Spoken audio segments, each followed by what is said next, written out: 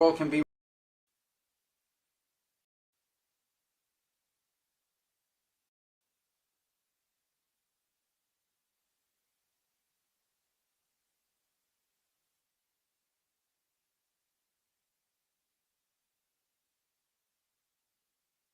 where they were just 7 days ago. Look, the day before the attack and what their nuclear program looks like now, two very different things. They are way behind where they were just 7 days ago. Now, anything in the world can be rebuilt, but now we know where it is. And if they try to rebuild it, we'll have options there as well. But all this leaker stuff, these leakers are professional stabbers. That's what they are. They go out and they read this stuff, and then they tell you what it says against the law, but they characterize it for you in a way that's absolutely false. There's no way Iran comes to the table if somehow nothing had happened. This was complete and total obliteration. They're in bad shape. They are way behind today compared to where they were just 7 days ago because of what the president did. Marco, can I just alert you to one other aspect? So the great thing is you took out the nuclear capability of Iran. This was crucial. You did it in a way which is extremely impressive. But the signal sends to the rest of the world that this president, when it comes to it, yes, he is a man of peace, but if necessary, he is willing to use strength, the enormous strength of the American military. So I think that signal to the rest of the world, this is far beyond Iran, is extremely important. So let me also point us to that aspect of what happened. They went down, Iran went down to the site afterwards. They said it's so devastated, and they settled when they saw what we did to it. And frankly, if we didn't do that, they would have had a lot of ammunition to keep going. They wouldn't have settled. Somebody brought that up, and 2 Iranians went down to see it, and they called back and they said, this place is gone. So it's just fake news by CNN, which has got no ratings. It's a failed network. Anybody here from CNN, by the way? Because you're a really disgraceful network. MSNBC, I think, is actually worse. But they're all pretty bad. But yours is good, Katie, I'll tell you. Mr. President, You know what Marco reminded me? He did such a nice job there. It was 9 years ago I had to debate this guy. He was not easy. I think he even got better. But when you were into your little thing, I said, this is what I had to debate this guy. You think it's easy to debate him? It's not easy. How long do you think that the Iranian nuclear program has been put back by these strikes? Years or totally? So what, I think basically decades, because I don't think they'll ever do it again. I just don't think they're going to. I think they're going to take their oil. They're going to have some missiles, and they'll have some defense. I think they've had it. I mean, they just went through hell. I think they've had it. The last thing they want to do is enrich. They've been trying to do it. By the way, it's hard to enrich. And, you know, when you look at a site like that, very, very hard to build. Very, very hard, very expensive. They spent trillions of dollars trying to do this thing, and they didn't come up with it. And we're actually getting along with them very well right now. But had we not succeeded with that hit ended the war. That hit ended the war. I don't want to use an example of Hiroshima. I don't want to use an example of Nagasaki. But that was essentially the same thing. That ended that war. This ended that with the war. If we didn't take that out, they'd be fighting right now. Mr. President? Yeah. If the Iranians do rebuild, would the United States... If they rebuild? Would the United States strike again? And I've also Sure. a question about Russia. But I'm not going to have to worry about that. It's gone for years. Very tough to rebuild because the whole thing is collapsed. In other words, inside, it's all collapsed. Nobody can get in to see it because it's collapsed. You can't go in to see a room that has, you know...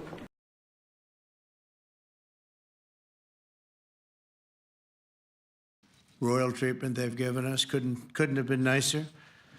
And it's a beautiful country, really a beautiful country. Coming in, I saw the most beautiful trees. In fact, I want to bring some back with me. I want to also thank, I had breakfast this morning with the King and Queen, and they're incredible people. I said, you're central casting, beautiful people, great people, big, beautiful heart. And I enjoyed that. And also NATO Secretary General Mark Rutte, who's been terrific. He's been a friend of mine, used to be right here running this wonderful country. Now he's the NATO Secretary General. He's doing a fantastic job. And the Prime Minister, we appreciate everything you've done. And as you know, last weekend, the United States successfully carried out a massive precision strike on Iran's nuclear enrichment facilities, and it was very, very successful. It was called obliteration. No other military on earth could have done it, and now this incredible exercise of American strength has paved the way for peace with a historic ceasefire agreement late Monday, and we call it the 12-day war. Spoke to a few people. I guess that just sounded like the right name. It was a 12-day war, and we think it's over. I don't think they're going to be going back at each other. I don't think so. Not only have we dealt decisively with the critical threat of Iran's nuclear program, which was what I wanted. I said, Iran cannot have a nuclear weapon. I've said that for 15 years, long before I decided to do the political thing. But we've also reasserted the credibility of American deterrence, which is like no other. The people at NATO said there's never been anything. You know, I rebuilt the entire military during my first term. And we have a great military. We have great generals. I got to know the good ones and the bad ones. We kept the good ones. Over the past 2 days, I was honored to participate in the NATO leaders meeting and also had extremely good individual discussions with the King and the Queen, Secretary General Rutte, and the Prime Minister. Great discussions. Very knowledgeable people. Major focus of our conversations at the summit was the need for other NATO members to take up the burden of the defense of Europe, and that included the financial burden. As you know, it was 2%, and we got it up to 5%. And they said, a couple of them came up to me, one in particular said, sir, we've been trying to get it up to 3% for 20 years, and we haven't been able, and you got it up to 5%. So they're going to be, most of them, I guess almost all of them, are going to be contributing now 5%. A number that people are surprised at, but you need it today. The United States accounts for 2/3 of all NATO defense spending. And since I began pushing for additional commitments in 2017, believe it or not, our allies have increased spending by $700 billion. I said to people, you don't have any money, and a lot of them weren't paying. And so I started the process, and I picked it up as soon as I got back, which is 6 months ago. And following my election last November, almost all have accelerated plans to reach the 2%, 3%, 4%, and then ultimately, very quickly, 5%. And all of this is going to be done very quickly, almost immediately. You probably know this as well as I do. I'm sure they've been talking about it. It's really been a big focus. In a very historic milestone this week, the NATO allies committed to dramatically increase their defense spending to that 5% of GDP, something that no one really thought possible. And they said, you did it, sir, you did it. Well, I don't know if I did it, but I think I did. This will be known as the Hague Defense Commitment, which is pretty good, pretty appropriate. When the allies reach this number, it will add more than $1 trillion a year. Think of that, $1 trillion per year to our common defense, and this is a monument really to victory, but it's a monumental win for the United States because we were carrying much more than our fair share. It was quite unfair, actually. But this is a big win for Europe and for actually Western civilization. For years, past administrations failed to get most allies to contribute even the 2%. I remember when I came here, we had 4 countries that were up to 2%, and I remember Poland was there. A couple of them were there, and but most of them were. We had 28 at the time. As you know, it's increased a little bit, and they've agreed now to more than double their budgets in all cases. And Europe stepping up to take more responsibility for its security will help prevent future disasters like the horrible situation with Russia and Ukraine, and hopefully we're going to get that solved. Last week they lost 7,000 soldiers, mostly soldiers, but they're also getting hit in Kiev. They're getting hit in some of the towns also. And that means life. Life is disappearing also in the cities and towns. Should have never happened, would have never happened if I was president. I said it 1,000 times, and it never did happen. It's never even thought about. But it's vital that this additional money be spent on very serious military hardware, not bureaucracy, and hopefully That hardware is going to be made in America because we have the best hardware in the world. You saw that where 14 missiles were shot at us the other day. And they were very nice. They gave us warning. They said, we're going to shoot them. Is 1 o'clock okay? They said, it's fine. And everybody was emptied off the base, so they couldn't get hurt except for the gunners. They call them the gunners. And out of 14 high-end missiles that were shot at the base in Qatar, all 14, as you know, were shot down by our equipment. Amazing stuff. Amazing that they can do. It's like shooting a bullet with a bullet. It's the same thing if you think about it.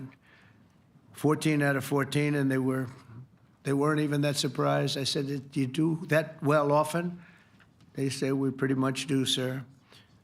The Ukraine crisis has also highlighted the urgency of rebuilding our defense industrial base, both in the United States and among the allied nations. We cannot afford to be dependent on foreign adversaries for critical minerals. And as you know, we made a deal with Ukraine to take a vast amount of the land they have for minerals. We need it.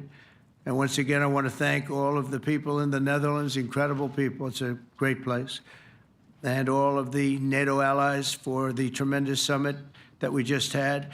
A letter just came in, and a statement came in from the Atomic Energy Commission of Israel. And I just wondered, this is an official letter, and they're very serious people, as you know. The devastating U.S. strike on Fordo destroyed the site's critical infrastructure and rendered the enrichment facility totally inoperable. It was devastated. We assess that the American strikes on Iran's nuclear facilities has set back Iran's ability to develop nuclear weapons for many years to come.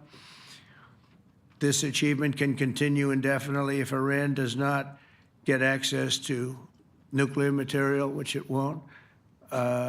It's so sad that that whole thing had to go. But I just want to thank our pilots. You know, they were maligned and treated very bad, demeaned by fake news CNN, which is back there, believe it or not, wasting time, nobody's watching them, so they're just wasting a lot of time, wasting my time. And the New York Times, they put out a story that, well, maybe they were hit, but it wasn't bad. Well, it was so bad that they ended the war. It ended the war. Somebody said in a certain way, you know, that it was so devastating, actually. If you look at Hiroshima, if you look at Nagasaki, you know, that ended a war too. This ended a war in a different way, but it was so devastating. Also, they have, out of Dubai, just came that Iran's foreign ministry spokesman, this is Iran's foreign ministry, says its nuclear installations were very badly damaged by the American strike. So what bothered me about these reports with fake reports put out by the New York Times, failing, I call it the failing New York Times because it's doing terribly. Without me, it would be doing no business at all. But, and by fake news, CNN and MSDNC, all of these terrible people, you know, they have no credibility. You know, when I started, they were at 94% credibility, the media. Now it's at 16%. And I'm very proud of it because I've exposed it for what it is. But when I saw them starting to question the caliber of the attack, was it bad? Well, it was really bad. It was devastating. They were obliterated. In fact, you can't get into the tunnels. They just put that over. That just came out. They can't. There's nothing. There's no way you can even get down. The whole thing is collapsed in a disaster. And I think all of the nuclear stuff is down there because it's very hard to remove. And we did it very quickly. When they heard we were coming, it was, you know, you can't move it. It's very hard, very dangerous, actually, to move to. And they also knew we were coming, so I don't think too many people want to be down there knowing we're coming with the bunker busters, as we call them. We're the only ones that have them. We have the best equipment, best nuclear equipment, and we have the best equipment in the world. And by the way, we can't forget our submarine, which was out there, submarines, actually, but submarine was out there. We shot 30 rockets into an area, every single one of them. I think it was almost 400 miles away, I think, Pete, right? 400? And long. It was in the ocean, long ways away. And we shot a total of 30. every single one of them hit within 9 inches from where it was supposed to be. It took it a lot because we didn't do just Fordo. We did 2 others in addition, which hadn't been completely destroyed. So we hit them with a submarine from hundreds of miles away. Amazing, just amazing equipment. Greatest submarines in the world. Nobody's even close. They're 20 years behind us when it comes to submarine technology. So that's one, and the other was from the Atomic Energy Commission, and they have about 3 or 4 of them now coming in from atomic energy commissions from various places. But the one that we have that just came out, we released it a little while ago, was from the Israeli Atomic Energy Commission, but numerous of them are getting to see the site, and the site has been demolished. And again, we had these brave patriots, these incredible flyers, these people that can fly a plane better than anybody can fly a plane, going into very hostile territory, flying into the territory that has got more missiles and things pointed at it, but it was very stealth. They didn't get to see it. It was dark. That's the amazing thing about the shots. They hit the shots perfectly, and yet it was dead dark. There was no moon. There was no light. It was virtually moonless. It was very dark, and the shots were hit perfectly. But when they get demeaned, and they were very upset about it because they knew how strong it would be. Back in Missouri, the pilots flew about 36 hours, 2 ways, far distance, and in those incredible B-2s. And we then had the F-22s, and we had the F-35s, and we had other planes, and we had, I think, a total of 52 tankers. That means the big tankers, because the refueling was a lot for all of the different planes that we sent. Incredible operation, and I have to say, General Raisin Cain was incredible. That's why he beat ISIS, and we beat ISIS in a matter of weeks. I was told it would take 4 to 5 years. We did it in a few weeks, and he was great. That's why he's the head of the Joint Chiefs of Staff right now, because I had a very good experience with him. He knocked out ISIS in a period of literally a few weeks. Amazing. And it was supposed to take a few years, 5 years to be exact. So we had a great victory there, and we then came here, and I think we had a great victory here. But this is an ongoing project. This is the safety of Europe, the safety of the world. And they've raised it from 2% to 5%, something which nobody, and you're talking about over $1 trillion a year. So we're talking about a lot of money coming in from countries that we're not paying nearly enough to be effective. So I have, as you know, Marco Rubio with me, and Pete Hegseth, Secretary of State and Secretary of War. Should we say Secretary? You know, it used to be called Secretary of War. Maybe for a couple of weeks we'll call it that, because we feel like warriors. It used to be called Secretary of War. In fact, if you look at the old building next to the White House, you can see where it used to be Secretary of War. Then we became politically correct, and they called it Secretary of Defense. I don't know, maybe we'll have to start thinking about changing it, but we feel that way. Do we have any questions, please? Wow. That's a lot of questions. Who's a nice person? Oh, you're not a nice person, but I'll let you ask one. Go ahead. What's he going to ask? He is not nice at all. I know him well. Thank you, Mr. President. Yeah. Thank you for taking the time before flying home. You just said you believe the conflict between Israel and Iran is over. What makes you so confident it is? And what do you do if it isn't? Because I dealt with both, and they're both tired, exhausted. They fought very, very hard and very viciously, very violently, and they were both satisfied to go home and get out. And can it start again? I guess someday it can. It could maybe start soon.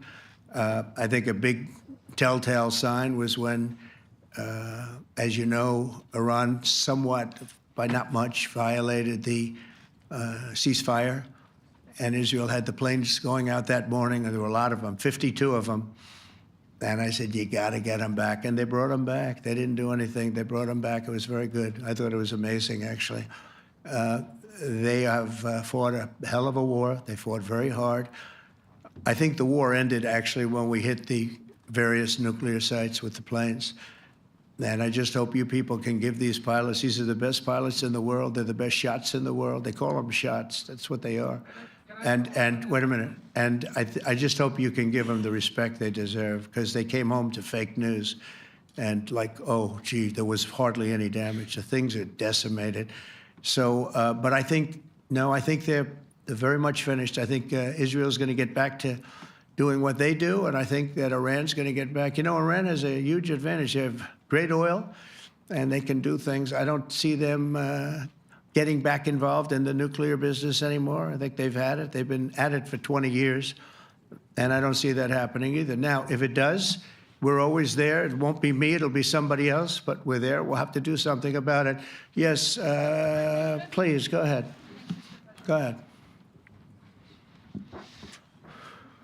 Oh, fake news, CNN? Oh, yeah, here we go. Wait till you hear this question.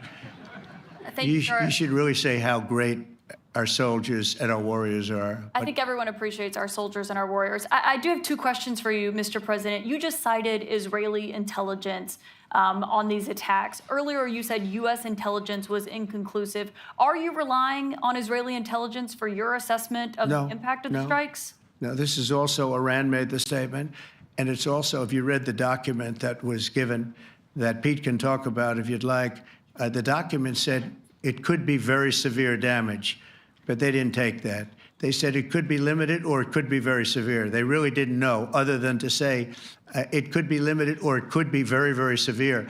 And you didn't choose to put that because it was very early after. Since then, we've collected additional intelligence. We've also spoken to people who have seen the site, and the site is obliterated. And we think everything nuclear is down there. They didn't take it out.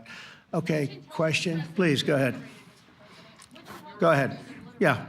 Blue dress.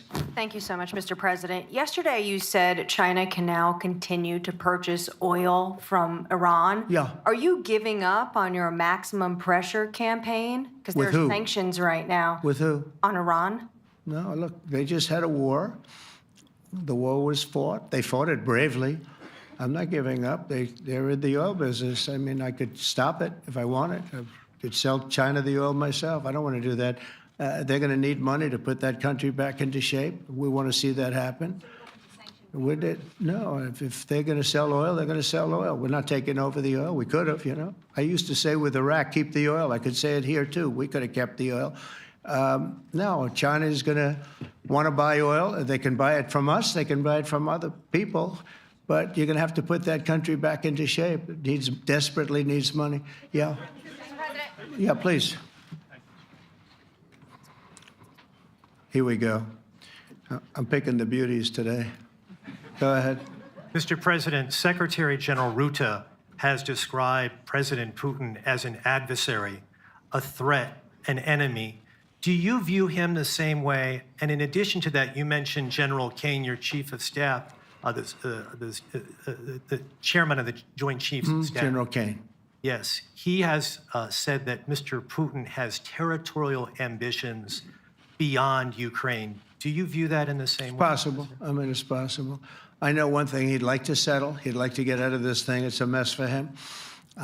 He called the other day. He said, can I help you with Iran? I said, no, you can help me with Russia. Because, you know, in the last few weeks, we took care of India and Pakistan, Kosovo, Serbia. I think on Friday we have coming in, the Congo is coming in, and Rwanda is coming in. That was a vicious war that went on, a machete war, heads chopped off all over Africa. They're coming in. We did two others in addition to that. Nobody's ever done anything like this. No, I consider him a person that's, I think, been misguided. I'm very surprised, actually. I thought we would have had that settled easy. I've settled 4 of them in the meantime. But he did call up, and he said, you know, he's close to Iran. He'd like to help us get a settlement. I said, no, you help me get a settlement with you, with Russia. And I think we're going to be doing that, too. Yeah, please. Go ahead, please. Thank you, Mr. President. You've made clear your position on what impact the strikes had. I wanted to ask you what is next with Iran. For instance, is there any indication from U.S. intelligence that Iran was able to move any material, including No, just the opposite. We think we hit them so hard and so fast they didn't get to move. And if you knew about that material, it's very hard and very dangerous to move. It's called, in many people, they call it dust, but it's very, very heavy. It's very, very hard to move. And they were way down, you know, they're 30 stories down. They're literally 30, 35 stories down underground. You think you got it all? Oh yeah, we think we think it's covered with granite, concrete, and steel. Can I ask you, are you interested in restarting negotiations with Iran? And if so, have they reciprocated? So Or is our this sort of a people, settled- Marco could answer this, but our people are not, I'm not. The way I look at it, they fought, the war's done, and, you know, I could get a statement that they're not going to go nuclear. We're probably going to ask for that, but they're not going to be doing it. But they're not going to be doing it anyway. They've had it. They've had it. Now, maybe someday in the future we'll want that. But I've asked Marco, do you want to draw, I just asked him the question as we were walking on the stage, do you want to draw up a little agreement for them to sign? Because I think we can get them to sign it. I don't think it's necessary. Marco, do you want to talk about that, please? Mr. President, I think President Trump has shown a willingness to meet and talk to anybody in the world who's interested in peace. I don't know of any president that's been as willing as he has to meet with anyone and talk about peace. We'd love to have peaceful relations with any country in the world. And so obviously that'll depend on Iran's willingness not just to engage in peace, but to negotiate directly with the United States, not through some third country or fourth country process. But I know of no president, probably in our modern history, that's sought peace more than President Trump has. Sounds like the door is open, but you're in no rush. Is that right? Sounds like the door is open, but I'll tell you what, look, we're going to talk to them next week with Iran.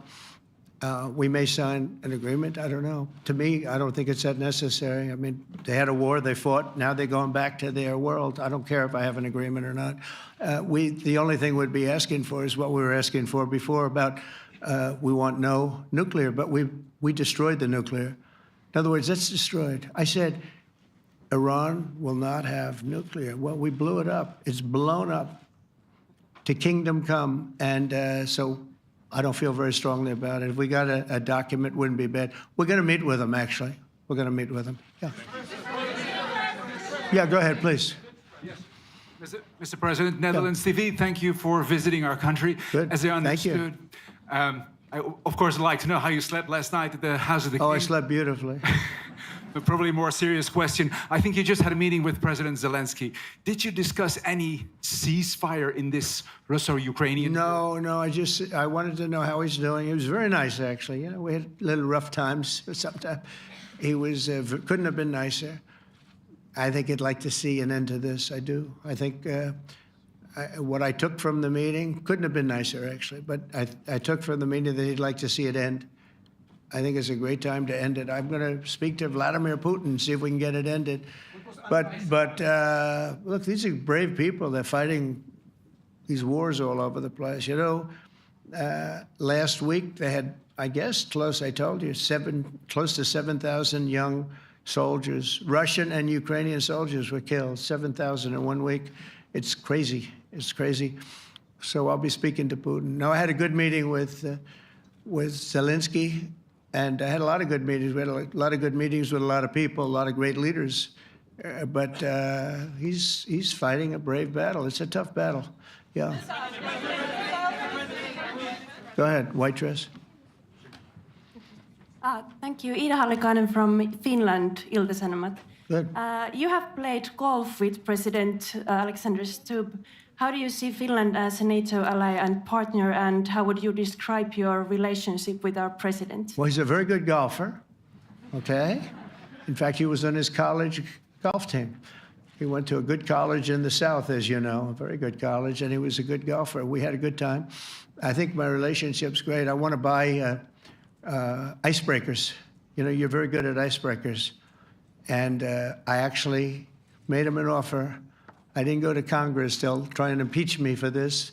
But there's an old, it's not old, it's fairly new, but it's used icebreaker. And I offered him about 1/3 of what he asked for. But we're negotiating. We need icebreakers in the U.S. And if we can get some inexpensively, I'd like to do that. Actually, they'll fix it up, make it good. Also, we may buy some icebreakers. You know, you make You're the king of icebreakers, that particular country. They make them good. They make them really good, and they know what they're doing. And so we're negotiating with them for about 15 different icebreakers, but one of them is available now. It's old, and it's, old. It's like 5, 6 years old. And we're trying to buy it. I'm trying to make a good deal. It's all I do my whole life.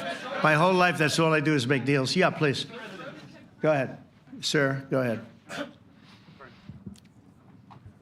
Yeah, a question for NewsHour, Dutch TV. First of all, on Article 5, on your way here, you spoke about the commitment of the U.S. to Article 5, saying, I'll give you my definition once we're here. Yeah. What is your definition, and may the U.S. commitment to Article 5 change in case some of the NATO members do not reach the threshold that was discussed today? My second question is following up on a colleague on Iran. What intel reports do say that everything over there was obliterated? Yeah, well, there are numerous of those reports, and they're coming out fast and furious. But the most respected ones we've already seen.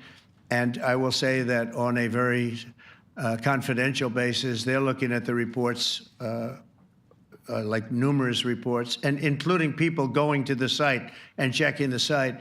And they're going to be having, I guess you're going to be having over the next couple of days a full, you're going to encapsulate it.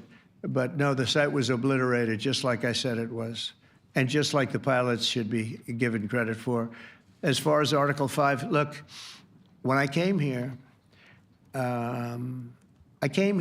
because it was something I'm supposed to be doing, but I left here a little bit differently. I said, I watched the heads of these countries get up, and the love and the passion that they showed for their country was unbelievable. I've never seen quite anything like it. They want to protect their country, and they need the United States. And without the United States, it's not going to be the same. And you can ask Mark, or you can ask any of the people that were there. It was really moving to see it. They love their country. They were so respectful of me because I'm the head of the United States. And I made, the King of Saudi Arabia, when I was in the Middle East, so I was in Qatar for a different reason, not a reason to get shot at. We were in there for economic development reasons, Qatar, UAE, and Saudi Arabia. All three leaders of those countries, and we took back $5.1 trillion into the United States. All three leaders said, you're presiding over the hottest country in the world. The United States right now is the hottest, everybody wants to be there, everybody wants a piece of it. He said, a year ago, your country was dead. You had a deadhead running it. You had a country that was dead, and it was dead. You had people pouring through the borders. You had inflation. You had everything. He said, you've made it in 5 months at that time. You've made it the hottest country. This is the hottest country in the world. The United States right now is the hottest country in the world. And when I was around that table, it was a nice group of people, many of whom I knew from previous. When I saw the passion they had for the country, almost everyone, and you probably have the tapes, it was very public, but almost every one of them said, thank God for the United States. Without the United States, they couldn't really have NATO. It wouldn't work. It wouldn't work. It will in the future because now they're paying much more money, but it wouldn't work. It was great. And I left here differently. I left here saying that these people really love their countries. It's not a ripoff. And we're here to help them protect their country. Okay, we'll do one or two more. Thank you, Mr. President. Yeah. A question on Spain. Are you satisfied with today? Oh, I think Spain's terrible what they've done. No, I do. They're the only country that won't pay the full up. They want to stay at 2%. I think it's terrible. And they're doing very well. The economy is very well. And that economy could be blown right out of the water with something bad happening. Spain is the only country that, are you from Spain? Yeah. Good, congratulations. You're the only country that is not paying. I don't know what the problem is. I think it's too bad. So we'll make it up. You know what we're going to do? We're negotiating with Spain on a trade deal. We're going to make them pay twice as much. And I'm actually serious about that. We're going to make Spain, I like Spain. I have so many people from Spain that it's a great place and they're great people. But Spain is the only country out of all of the countries that refuses to pay. And, so they want a little bit of a free ride. but they'll have to pay it back to us on trade because I'm not going to let that happen. It's unfair. It's unfair to NATO. All right, sir, please. Go ahead, right in the back. Yeah, you, tall one. The tall man. Mr. President, Johannes Petra from Austrian National Television. How are you? You once said that you would end the Ukraine war in 24 hours. You later said you said that sarcastically. Well, of course it was sarcastic. But you've now been in office for 5 months and 5 days. Why have you not been able to end the Ukraine war? Because it's more difficult than people would have any idea. Vladimir Putin has been more difficult. Frankly, I had some problems with Zelensky. You may have read about him. And it's been more difficult than other wars. I mean, look, we just ended a war in 12 days that was simmering for 30 years, frankly. We ended Rwanda and the Congo. It's coming to sign the documents. We've already signed basic documents, but they're coming, I think, to the White House on Friday. We ended, Serbia was going to go at it. But maybe the most important of all, India and Pakistan. And that wasn't whether or not they may someday have nukes like we're talking about in the Middle East, like we're talking about with Israel and Iran. This is they have nuclear weapons. I ended that with a series of phone calls on trade. I said, look, if you're going to go fighting each other, it was getting very bad. You know how bad that last attack was. It was really bad. If you're going to go fighting each other, we're not doing any trade deal. No, no, no, you have to do a trade deal. I said, we're not doing any trade deal. And in fact, I had the general, who was very impressive. The general from Pakistan was in my office last week. You know, Prime Minister Modi is a great friend of mine. He's a great gentleman. He's a great man. And I got them to reason. I said, we're not doing a trade deal if you're going to fight. And if you're going to fight each other, we're not doing a trade deal. And you know what? They said, no, I want to do the trade deal. We stopped the nuclear war. Go ahead. Go ahead, Jeff. Here's another beauty, Jeff. He's a beauty, all right. Go ahead. Mr. President, to follow up on Ukraine, will the United States contribute any more money to Ukraine's defense this year to the $5 billion that allies are giving? And one question, you had another meeting with the Dutch opposition leader, Mr. Wilders. Can you tell us about that meeting? And are you upset about his anti-Muslim stance? I'm not upset about it. It's just his view. He's unhappy with the way things are going in this country and various countries. He was an opposition leader. And I was asked to meet with the opposition leader by the people that are running. I think they have some deal where if you have a meeting, you're supposed to meet with an opposition leader. I said, that's strange. We don't do that. But I met with I didn't know him. He seemed like a very nice guy, but he's in opposition to the current people, and that was set up by the current people. So I assume when I met with the Prime Minister, you're supposed to meet with the opposition. We'll have to try that sometime in our country. Let's not do it. But I thought he was very good. As far as money going, we'll see what happens. There's a lot of spirit. Look, Vladimir Putin really has to end that war. People are dying at levels that people haven't seen before for a long time. Go ahead. Go ahead. White shirt. Oh, she's all excited. Okay. So, BBC News Ukrainian. Where are you from? I'm from Ukraine. Oh, so my question to you is whether or not the U.S. is ready to sell anti-air missile systems, Patriot, to Ukraine. We know that Russia has been pounding Ukraine really heavily right now. Are you living yourself now in Ukraine? My husband is there. Wow. And I can see you're very, it's amazing. And me with the kids, I'm in Warsaw actually, because he wanted me to be. Is your husband a soldier? No? He is. He's there now? Yeah. Wow. That's rough stuff, right? That's tough. And you're living here? In Warsaw. And you're a reporter? I am. Good. So let me just tell you, they do want to have the missiles, okay, as they call them, the Patriots. And we're going to see if we can make some available, They're very hard to get. We need them too. We were supplying them to Israel. And they're very effective, 100% effective. Hard to believe how effective. And they do want that more than any other thing, as you probably know. That's a very good question. And I wish you a lot of luck. I mean, I can see it's very upsetting to you. So say hello to your husband, okay? Thank you. Go ahead. Thank you. Thank you, Mr. President. You were criticizing Where are you from? Bloomberg News. Oh, Bloomberg. That's wonderful. You were criticizing the Federal Reserve Chair before coming to this summit. Yeah, I think he's terrible. I was wondering if you've begun interviewing different candidates for the Fed pick. Yeah, I know within 3 or 4 people who are going to pick. I mean, he goes out pretty soon, fortunately, because I think he's terrible. We have no inflation. We have a tremendous economy. Hundreds of billions of dollars of tariff money is pouring in. Factories are being built because they don't want to pay the tariffs, so they're building them all over the country. I think we're close to $15 trillion. I told you $5.1 trillion from the Middle East alone, but of investment money coming in. There's never been anything like that in the history of our country. But we have no inflation. And we have borrowing because Biden, stupidly, they did short-term debt. So we have borrowing coming up. And, you know, we'll go 10 years, maybe longer, maybe shorter, but we'll go a long period of time when we do the debt. And because of him, because of this guy, we will have to pay for years. We'll be paying for him. And I said to him, listen, there's no inflation. He says, but maybe there'll be some. That's true. I said, if there is some, what you do is raise the rate. I'm okay with that. You raise the rate in 2 years from now or in a year from now. But because the rate's high, we have to pay more for debt.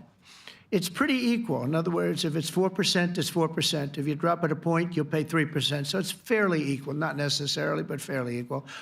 So we're going to end up paying maybe 2 points or 3 points more. 3 points would be about $900 billion a year because of this very average mentally person. He's an average mentally person. I'd say low in terms of what he does, low. Low IQ for what he does, okay? Wait, so instead of paying $900 billion, we don't want to pay 900 just because he doesn't want to lower the rate. I said, if there's inflation in 2 years or 3 years or 1 year from now, you raise the rate and you take care of the inflation, among other things. But he's probably a very political guy, I guess. I don't know. I think he's a very stupid person, actually. All right, one more. Let's go. How about you? Go ahead. She looks so happy and everything. Thank you. That's why I picked her. I'm from Spain, too. I'm Ana Buch from La Vanguardia. I wanted to know if... You're where from? Spain, too. I wanted to know if you want to... That's the Spain corner right there. Shouldn't have said that. That's okay. I do like Spain, by the way. I think it's unfair that they're not paying, but go ahead. Are you going to negotiate directly with Spain about... I'm going to negotiate directly with Spain. I'm going to do it myself. They're going to pay. They'll pay more money this way. You should tell them to go back and pay. You're a reporter? You tell them to go back. They ought to join all of those countries that are paying 5%. Spain's going to be just about the only one that's not. They were the most hostile toward doing it. It just doesn't make sense to me. Okay. All right, Kelly, go ahead. Here we go. There's another one. Hello, sir. Thank you very We got them all today. Okay. So, Mr. President, you talked about expecting some on-the-ground assessments at Fordo and other sites. Now here, Is that here Israeli and U.S.? It's been obliterated, Kelly. It's been What is your message obliterated. then, sir, to the intelligence community when they present reports? You're not disputing the DIA report. You're just... They presented a exists. report that wasn't finished. We're talking about something that took place 3 days ago. I understand that, sir. The It's an report was initial done assessment. So 2 what days is ago. your- Wait a minute. Yes. They didn't see it. All they can do is take a guess. Now, if you take a look at the pictures, if you take a look how it's all blackened, you know the fire and brimstone is all underground because it's granite and it's all underground. You don't show it. But even there, with all of that being said, the whole area for 75 yards around the hole where it hit is black with fire. The group that's run by this gentleman, in fact, you may want to talk about it for a second because we're going to issue a report. And I think it's not even a very exciting report at this point. It's been obliterated, totally obliterated. And they did a report, but it was like, if you look at the dates, it's just a few days after it Understood, happened. sir. So they didn't see it. They said it may be very severe. Go Understood. ahead. Do you have a message for the intelligence community, though, in terms of unvarnished information getting to you, that it's not... I don't really have a message. I would say issue the report when you know what happened. I wouldn't say that it could be severe or maybe not. They use the word severe. It could be severe or maybe it's not. And briefly, So people like you picked up and said, oh, it's not severe. We're just No, looking for the the report was not a complete report. Yeah, the message was probably wait till you know the answer before you. and Go sir, ahead. did you not have a public component to your Zelensky meeting for a tactical reason with President Putin? Let him answer this. Hello, Mr. Secretary. Yeah. There's a reason the president calls out fake news for what it is. These pilots, these refuelers, these fighters, these air defenders, the skill and the courage it took to go into enemy territory flying 36 hours on behalf of the American people and the world to take out a nuclear program is beyond what anyone in this audience can fathom. And then the instinct of CNN, the instinct of the New York Times is to try to find a way to spin it for their own political reasons to try to hurt President Trump or our country. They don't care what the troops think. They don't care what the world thinks. They want to spin it to try to make him look bad based on a leak. Of course, we've all seen plenty of leakers. And what do leakers do? They have agendas. And what do? Do they share the whole information or just the part that they want to introduce? And when they introduce that preliminary report that's deemed to be a low assessment, you know what a low assessment means? Low confidence in the data in that report. And why is there low confidence? Because all of the evidence of what was just bombed by 12 30,000-pound bombs is buried under a mountain, devastated and obliterated. So if you want to make an assessment of what happened at Fordo, you better get a big shovel and go really deep, because Iran's nuclear program is obliterated. And somebody somewhere is trying to leak something to say, oh, with low confidence, we think maybe it's moderate. Those that dropped the bombs precisely in the right place know exactly what happened when that exploded. And you know who else knows? Iran. That's why they came to the table right away, because their nuclear capabilities have been set back beyond what they thought were possible because of the courage of a commander-in-chief who led our troops, despite what the fake news wants to say. But you're not disputing the report said what it said, even though it was initial. The report said what it said, and it was fine. It was severe, they think, but they had no idea. They shouldn't have issued a report until they did. But we've gotten the information. I think Pete said it better than you can say it. And you know, you should be proud, you, especially you, should be proud of those pilots, and you shouldn't be trying to demean them. No, there's those pilots flew at great risk, a big chance that they'd never come back home and see their husbands or their wives. Let me just tell you, you and NBC, fake news, which is one of the worst, and CNN, New York Times, are all bad. They're sick. There's something wrong with them. But you know what? You should be praising those people instead of trying to find some. By getting me, by trying to go and get me, you're hurting those people. They were devastated. You know, I got a call from Missouri, great state, that I won 3 times by a lot. And I got a call that the pilots and the people on the plane were devastated because they were trying to minimize the attack. And they all said it was hit. But we don't think it was really maybe hit that badly. And they were devastated. They put their lives on the line, and then they have, and I'm not referring to you, but real scum come out and write reports that are as negative as they could possibly be. It should be the opposite. You should make them heroes and heroines. You should make them really people that they were so devastated when they heard this news. And you know what they said? One of them, I spoke to one of them, said, "Sir, we hit the site. It was perfect. It was dead on."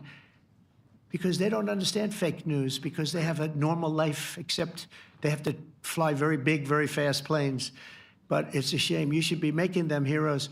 All right, in the back. Go ahead, back, white, yeah. White jacket, yeah. Go ahead, give my mic. Hello. Deborah Haynes from Sky News. Good. Mark Rutte, the NATO chief, who is your friend, he called you daddy earlier.